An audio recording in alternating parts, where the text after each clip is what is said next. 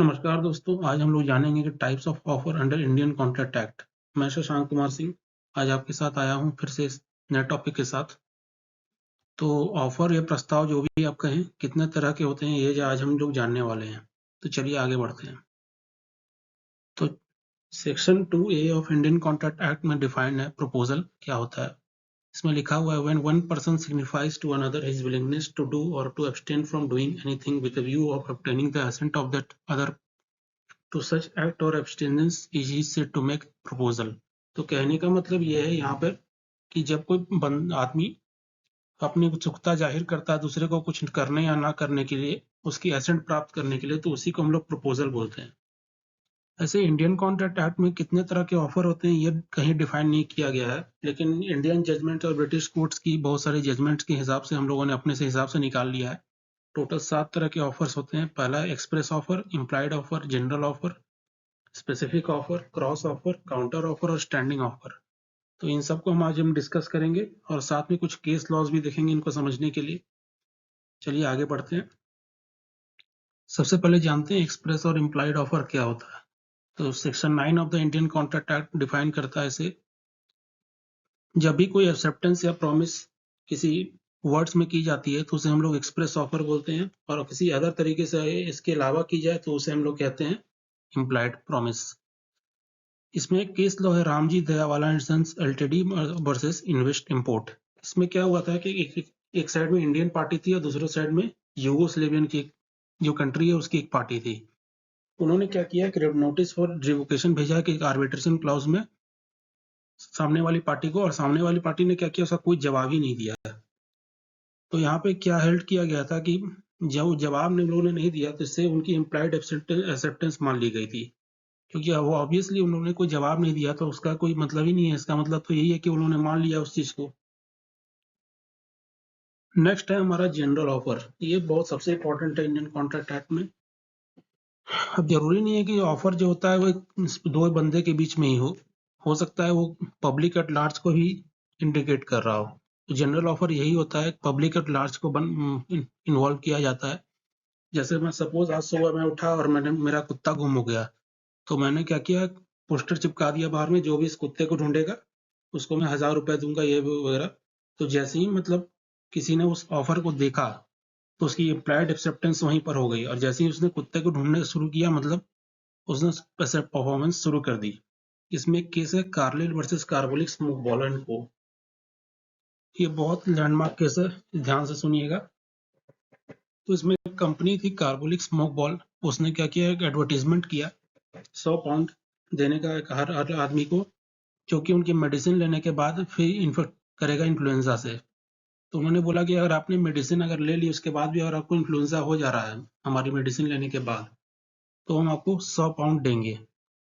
और उन्होंने क्या किया, 1000 पाउंड को बाद में एक बैंक में डिपॉजिट किया, जो कि उनकी सिंसियरिटी को दिखा रहा था।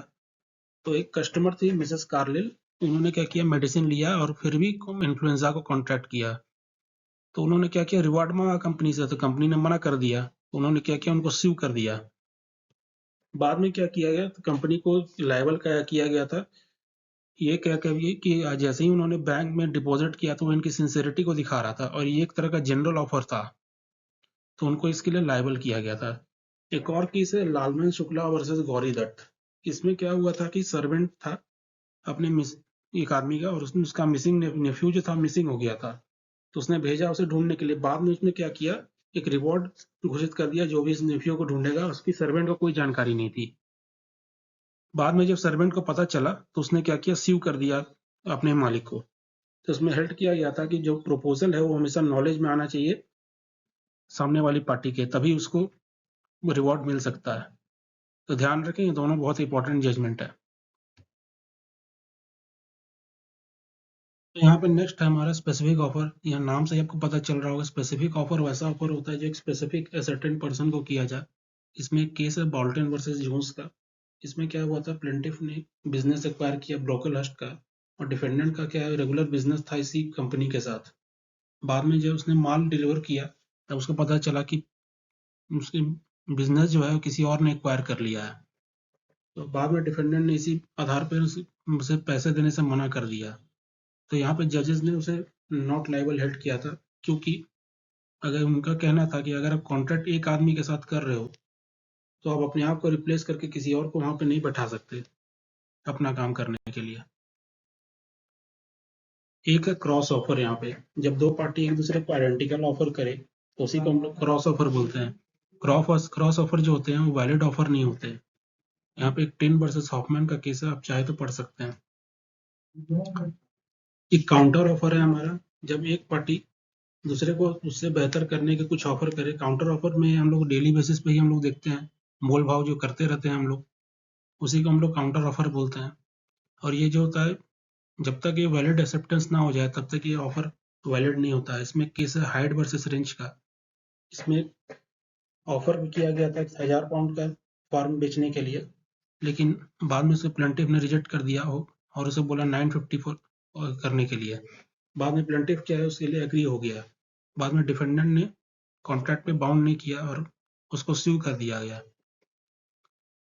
इस पे हेल्ड हुआ था कि जब तक काउंटर ऑफर एक्सेप्ट नहीं किया जाए तब तक वो ओरिजिनल ऑफर बनता ही नहीं है।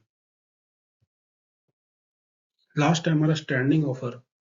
ऐसा ऑफर जो एक्सेप्टेंस हमेशा खुला रहे, उस ऐसे ऑफर को स्टैंडिंग ऑफर कहते हैं। टेंडर्स का नाम आपने सुना होगा, जो कि आपको इनवाइट किए जाते हैं तो टेंडर से होते हैं, एक स्टैंडिंग ऑफर की तरह होते हैं। आपको बुलाया जाता है, इनवाइट किया जाता है ऑफर करने के लिए। अब जब वो ऑफर एक्सेप्ट हो जाता है तो एक स्टैंडिंग ऑफर बन जाता है। इसमें केस है हार्वी वर्सेस फेसी का।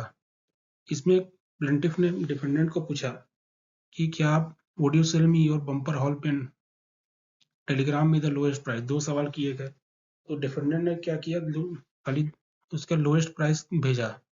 बाद में उस प्राइस में वो बेचने के लिए रेडी नहीं हुआ, तो कोर्ट ने हेल्ड किया था कि डिफेंडेंट अपना सेल करना नहीं चाहता था, वो सिर्फ अपना क्वेश्चन का आंसर दे रहा था।